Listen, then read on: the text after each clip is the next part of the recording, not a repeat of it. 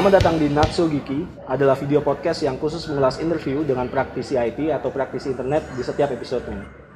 Dan saat ini saya sedang berada di Roxy Square, bertepatan dengan event The Art of Technology yang berlangsung dari tanggal 3 sampai 13 September 2009. Di situ ada exhibition, ada turnamen Warcraft, ada workshop, dan ada lelang PC dan lain-lain. Dan bersama di samping saya saat ini sudah ada tamu yang sangat istimewa, yaitu Pak Ono W. Purbo, seorang praktisi IT yang saya pikir tidak perlu diperkenalkan lagi, Pak ya.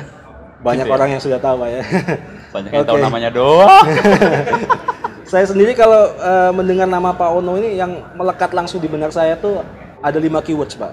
Yang pertama itu adalah low cost internet. Kemudian ada internet telephony. Kemudian ada lagi open source software. Kemudian mengenai education dan juga community. Ya. Gitu. Jadi saya akan bertanya di seputar itu mungkin, Mbak. Dapat tuh keywordnya. Hebat. Itu keywordnya. Oke, jadi pertanyaan pertama saya akan mengenai open source. Ya. Seperti yang kita tahu, Pak ya, dari IGO sejak tahun 2004 itu sudah menjalankan program untuk meningkatkan penggunaan open source bagi institusi pemerintahan maupun masyarakat. Nah, pandangan Pak Ono sendiri sebetulnya tentang open source ini apa sih? Apakah sebetulnya anjuran ini hanya untuk semata-mata karena murah atau gratis, atau yang penting legal saja, atau apa gitu? Dasarnya bukan itu sih. Memang open source murah. Ya. Open source bebas, kadang-kadang bisa gratis. Ya. Open source akan legal. Ya. Tapi kalau saya filosofi dasarnya bukan situ. Oke. Ini masalah nasionalisme bangsa, harga diri bangsa. Pada hari ini karena kita tidak pakai open source dan pemerintah berusaha supaya bangsa ini tidak membajak, akibatnya kita harus membayar ratusan juta dolar Amerika Serikat. Betul. Dan saya yakin seluruh bangsa Indonesia kalau tahu bahwa bangsa ini membayar jumlahnya ratusan juta dolar, tidak akan rela. Bangsa ini bukan bangsa yang kaya, masa kita harus mensubsidi orang, mengasih makan orang kaya? Betul, Bang. Dan sebenarnya dasarnya itu. Kenapa saya berjuang supaya bangsa ini tidak dijajah? Sebetulnya itu dasar. Oke. Dan dari yang Pak Ono lihat sejauh ini, seberapa banyak di masyarakat yang sebetulnya sudah mengadopsi penggunaan open source? Apakah masih apa ini open source? Emangnya hanya alternatif saja atau apa gitu? Ngomong terus terang sih sebagian besar masih belum tahu open source. Jadi ini tugasnya dari teman-teman Anda. Oke. Untuk menjelaskan pada bangsa Indonesia apa itu open source, kenapa kita harus pindah open source. Seberapa susah sih pindah ke open source? Iya. Soalnya sebagian besar langsung mikirnya, wah open source kayaknya susah gitu. Karena mereka tidak kenal. Iya. Istri saya kemarin ngajarin ibu-ibu aja, ibu-ibu yang tidak kenal komputer, langsung dikasih Linux. Dalam waktu 3 hari bisa pakai Office, bisa nyalain komputer, bisa internetan. Dan dia tidak tahu bahwa itu open source. Jadi waktu ngajarinnya itu dari kasih tahu bahwa itu Linux. Itu adalah dari kasih tahu langsung ini namanya komputer, cara nyalainnya gini loh. Kamu pengen ngetik gini caranya, langsung bisa semua.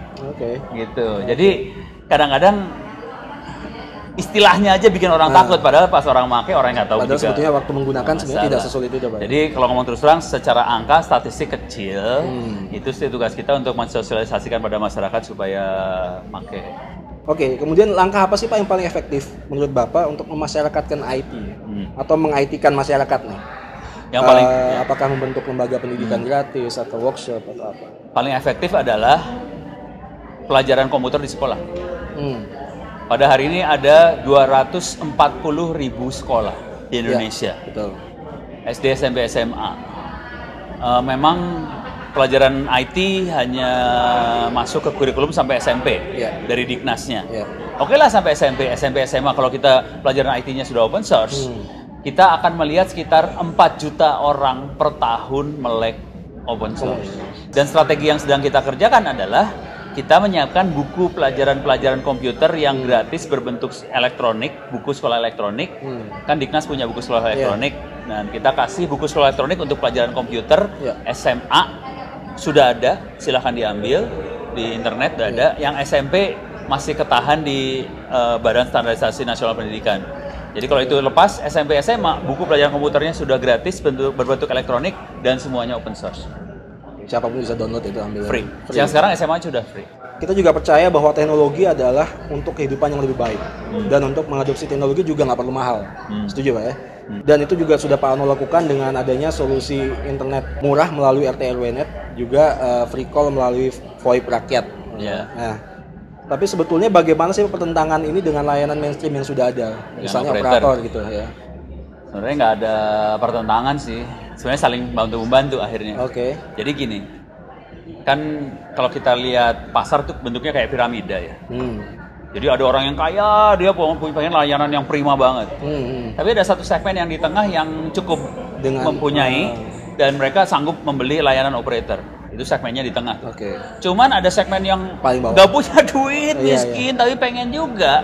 Ini tidak bisa dilayani operator. Masa mereka jadi teraniaya gitu kan? Nah, untuk segmen yang bawah ini kita kasih solusi yang rada kreatif, RT RW net, antena wajan, internet, telepon pakai internet segala macam, kita beli layanan yang ini. Jadi akhirnya semua segmen jadi terlayani gitu. Pada saat segmen yang bawah ini mempunyai uang lebih banyak, mereka akan masuk ke segmen yang lebih atas, yang diuntungkan operatornya akhirnya.